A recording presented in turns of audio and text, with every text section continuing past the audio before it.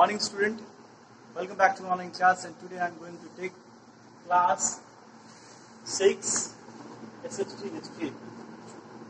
Dear student, हम लोग जो चैप्टर के बारे में पढ़ रहे हैं वो है फॉर सिटीज, पहली ऐसी शहर कैसे जो है वह बसते हैं, कैसे थी वो पुराने जमाने की जो सभ्यता थी उसके बारे में हम लोग आज पढ़ाई कर रहे हैं और इसके पिछले टॉपिक को भी हम लोगों ने अच्छी तरह से जाना है, समझा है, जिसमें हम लोगों ने देखा था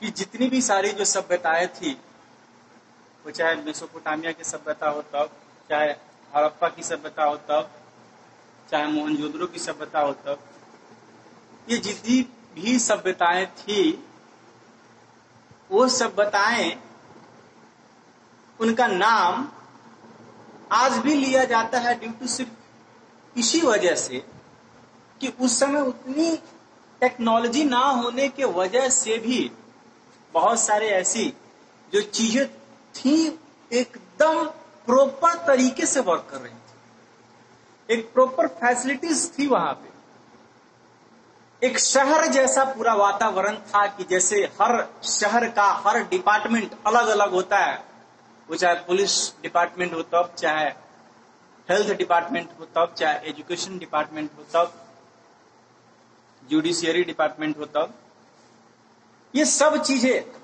अलग अलग हुई। उनके स्नानागार कितने बड़े बड़े थे, बाथरूम्स कितने बड़े बड़े थे, उनके हर स्ट्रीट का जो रोड था वो हर एक दूसरे को 90 डिग्री पर काटता था, उनके ड्रेनेज सिस्टम कैसे हुआ करते थे, ये सारी चीजें कहीं ना कहीं उनके द्वारा ही इनको एडवांस किया गया था और शायद यही एडवांसमेंट के कारण जो है उनको एक सिविलाइजेशन का नाम दिया गया। यानी कि हम लोगों ने पढ़ा था कि सिविलाइजेशन, एक सभ्यता कब कहा जाता है किसी चीज को, जब सभ्यता में एक नया आयाम जुड़ता है, सभ्यता में कुछ नया जुड़ता है, सभ्यता में कुछ टेक्नोलॉजी नहीं आती है, करने का तरीका चेंज होता है, लोग जागरूक हो जाते हैं, शिक्षा बढ़ जाती है, सोचने का स्तर बढ़ जाता है, ट्रैवलिंग बढ़ जाती है, कमर्शियल ट्रेडिंग बढ़ जाती है। ये सभी जो कारण है एक सिविलाइजेशन का होता है। तो वही सिविलाइजेशन के अगले टॉपिक जिसका नाम है emergence of Indus valley. Emergence of Indus valley यानी कि आखिरकार इंडस वैली की शुरुआत कैसे हुई। आपको बता दें, इंडस वैली यानी कि इंडस एक नदी का नाम है और वैली मतलब होता है घाटी, यानी कि इनकी घाटियों में वैसे सारी सभ्यताएं जो कि बसी और विकसित भी हुई, उनके बारे में आज पढ़ने जा रहे हैं।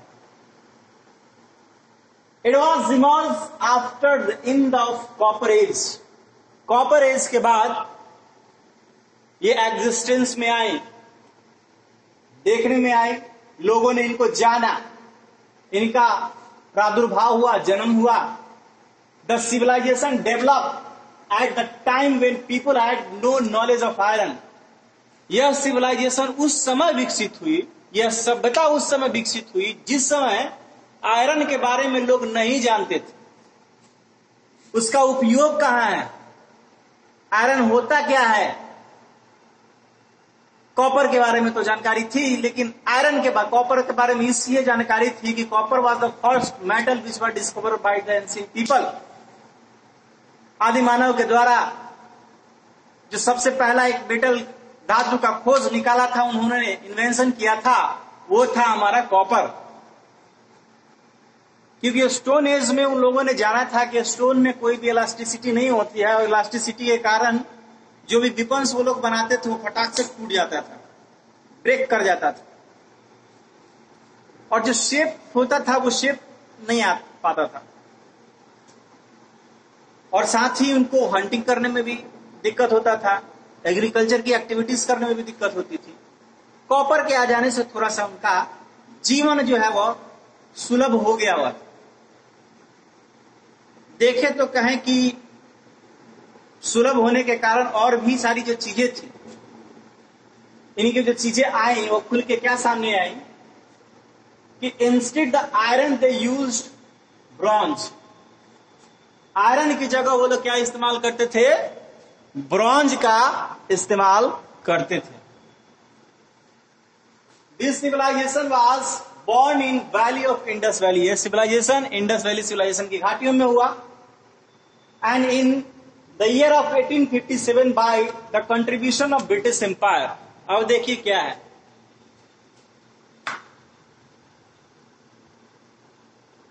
मुगलों के काल में लोगों को यह भी जानकारी नहीं थी कि जमीन के नीचे भी बहुत सारी जो चीजें हैं, रिसोर्सेस हैं, जिसका यूज हम लोग कर सकते हैं और जिसको एक ट्रेड के रूप में इस्तेमाल किया जा सकता है और जिसके यूज से एक रिवोल्यूशन लाया जा सकता है, एक क्रांति लाया जा सकता है।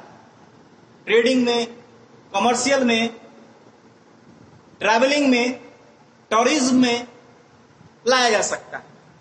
लेकिन ब्रिटिशर्स के आ जाने के बाद में, क्योंकि वो लोग उनकी टेक्नोलॉजी हमसे ज्यादा एडवांस थी, जिसकी वजह से हमें सारी चीजों की ज्ञान प्राप्त हुआ।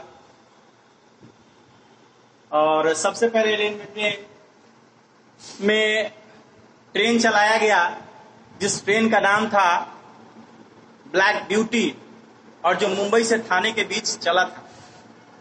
तो कहीं ना कहीं ब्रिटिश सरकार अपने किंगडम्स को फैलाने के लिए इन चीजों का जो फैलाव किया, अपने सेटअप को स्ट्रांग बनाया, वो भारत के लिए कहीं ना कहीं वो हेल्पफुल बना।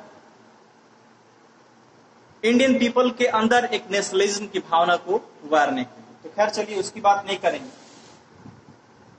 तो बाई एक्सीडेंटली कुछ आर्कियोलॉजिस्ट जो थे, यह दिन था 1856 का। 1856 में कुछ ब्रिटिश इंजीनियर्स की वजह से, आपको बता दें कि जैसे मैंने अभी बात किया रेलवे ट्रैक्स के बारे में, तो उस समय रेलवे ट्रैक जो है वो क्या हो रहे थे? बिछ रहे थे। तो जैसा कि हम सभी लोग जान रहे हैं कि पृथ्वी का जो जमीनी स्तर है वह हर जगह एक समान नहीं है, हर जगह अलग अलग है। तो हर जगह जो है वो अलग अलग होने के कारण रेलवे ट्रैक्स को तो बिछाना था, क्योंकि जो भी प्रोडक्ट्स, जो ब्रिटिशर्स गुड्स आते थे, उनको आसानी से एक जगह से दूसरी जगह लाया जा सके, बेचा जा सके हमारे इंडियन मार्केट में, ताकि ब्रिटिशर्स को बहुत ज्यादा मुनाफा हो पाए। तो ब्रिटिशर्स इंजीनियर्स ने जैसे जैसे जो है वह रेलवे ट्रैक्स को बिछाना प्रारंभ किया, उसकी खुदाई के दौरान मालूम चला कि कुछ कुछ जो है वो सिविलाइजेशन है जो हमारे यहां ऑलरेडी थे, और जो कि एक आर्कोलॉजिस्ट थे हमारे यहाँ के, वो कौन थे? दयाराम साहनी जी। दयाराम साहनी के कंट्रीब्यूशन के कारण यह संभव हो सका कि हम उसको जान पाए। मेसोपोटामिया की सभ्यता हो तब, चाहे हड़प्पा की सभ्यता हो तब। It was spread over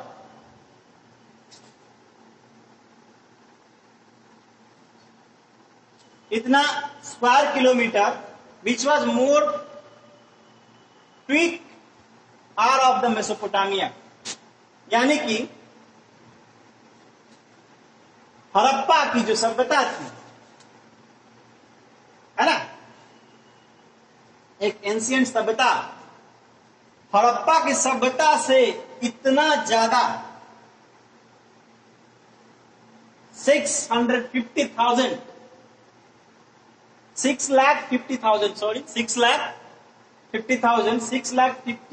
square kilometre से भी दोगुना जो है वो क्या थी? मेसोपोटामिया की सभ्यता थी। तो चलिए आज इस सभ्यता के बारे में जानेंगे कि क्या क्या ऐसी जो चीजें थी जिसके कारण हम लोग आज भी इसका नाम लेते हैं। तो अपने टॉपिक को चेंज करते हुए मैं आगे की ओर बढ़ता हूं।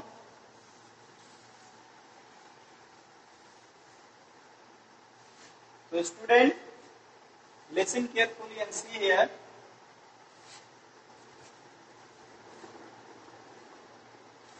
civilization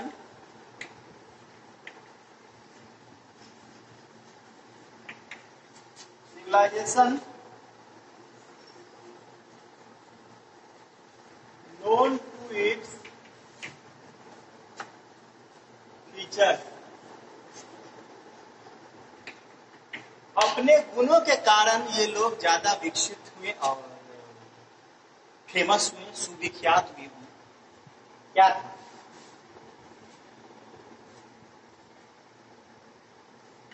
टाउन प्लानिंग कैसा था?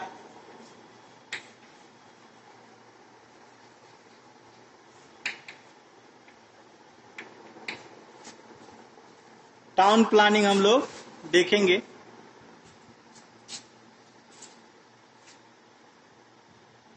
Most of the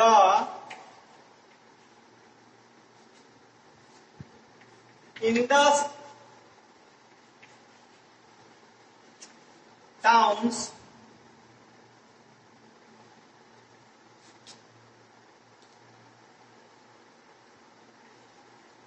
and Mohenjo-daro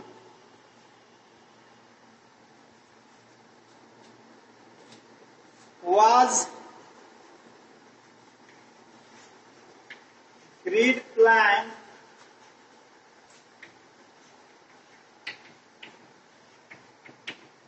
city that is all the street cut each other at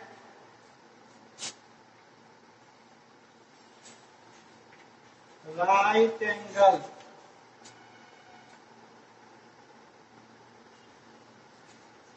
It was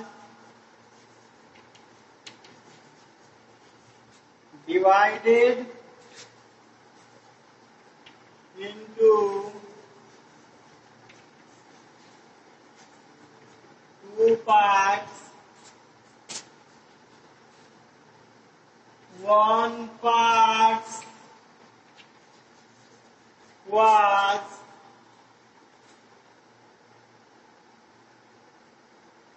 at a higher level through a small size. This area was known as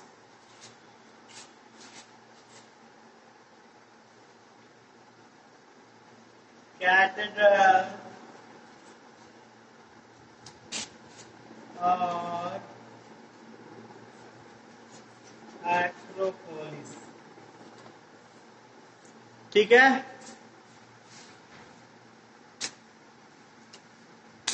तो चलिए आइए देखते हैं। मैं 2-2 minute के लिए 1 second के लिए थोड़ा सा हट जा रहा हूं ताकि आप इसको आसानी से उतार पाए। एंड चलिए देखते हैं सिविलाइजेशन जो है, आखिरकार मैंने जैसे बात किया था कि सिविलाइजेशन के आखिर बारे में, किसी भी सिविलाइजेशन के बारे में हम लोग बातें आखिरकार क्यों करें, क्या कारण है कि किसी सिविलाइजेशन के बारे में हम लोग बात करें। कुछ तो ऐसी होंगी, जैसे वीरेंद्र सहवाग एक अच्छा क्रिकेटर था, तो क्या कारण था कि उसके बारे में हम बात करें।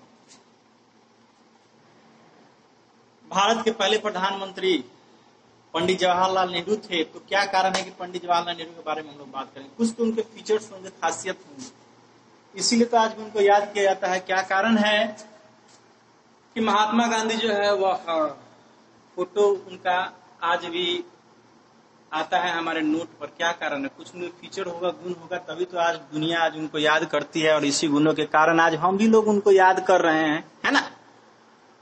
तो वैसे ही ये सिविलाइजेशन का भी कुछ कारण था जिसके कारण आज भी ये सब बताएं जानी जाती हैं। तो क्या कारण था कि the planning most of the towns, यानी कि हम आज बात कर रहे हैं दो टाउन की, एक मोहनजोदड़ो की और एक है हड़प्पा।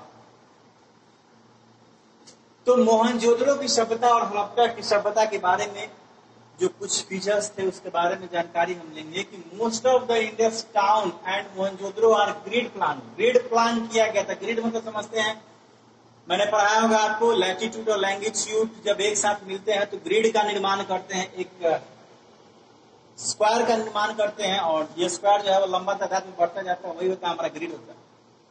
तो एक ग्रिड प्लान के तहत जो है इनका बढ़ता जाता था। आखिरकार जो चीजें थी वो क्या थी कि street cut at right angle, एकदम सीधी रेखा में एक स्ट्रीट ऐसे गया तो एक यहाँ इसको काट रहा है, राइट एंगल मिला, फिर इसको भी देखिए इधर, फिर इसको भी देखिए इधर, फिर इसको भी देखिए, चौराहा हर जगह जो है जाके कहीं ना कहीं से मिल जाता था, और जिसके कारण उसकी जो रोड्स थे वो भी साफ होते थे, आराम से सफाई होता था। हवाएं जो है आती थी, कचरे को साफ करते हुए चली गई, उड़ाते हुए चली गई। ड्रेनेज सिस्टम भी अच्छी तरह उनका वर्क करता था। Indus was divided into two parts, one part at higher level through small side, एक हायर लेवल में रहता था और एक लोअर लेवल में। आज भी हमारे यहाँ होता है, एक अर्बन एरिया होता है, एक रूरल एरिया होता है। अर्बन एरिया में सारे चीज जो है वह सुसंगठित मिलते हैं, प्रॉपर वे से मिलते हैं, चाहे रोड की फैसिलिटी हो तब, चाहे हॉस्पिटल की फैसिलिटी हो तब, चाहे पुलिस की फैसिलिटी हो तब, चाहे लाइट की फैसिलिटी हो तब, सारी चीजों का एक सर्विस लिया जाता है, टैक्स लिया जाता है, तभी तो हमें ये चीजें जो है वह मिलती हैं। तो साथ ही ये जो this area was known as the cattle, उस एरिया को कैटल के नाम से जाना जाता था, और चाहे उसको आर्कोपोलिस के नाम से भी जाना जाता था। तो आज के लिए इतना ही टॉपिक है स्टूडेंट्स, और नेक्स्ट क्लास में हम लोग मिलेंगे। तब तक के लिए घर पे रहें, सुरक्षित रहें, कोरोना से बचते रहें। थैंक यू, धन्यवाद।